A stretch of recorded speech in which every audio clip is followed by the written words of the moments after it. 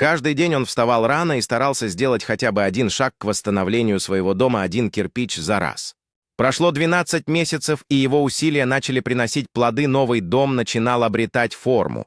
Каждый кирпич символизировал его стойкость и решимость, показывая, что прогресс важен, даже если он кажется медленным.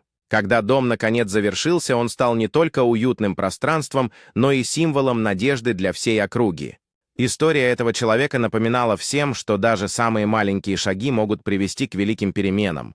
Он стал вдохновением для других, показывая, что труд и терпение могут восстановить не только дома, но и мечты. Теперь каждый раз, когда он проходил мимо своего дома, он ощущал гордость за преодоленные трудности и путь к восстановлению. Так он понимал, что даже после самых тяжелых испытаний можно воскресить свою жизнь и построить будущее.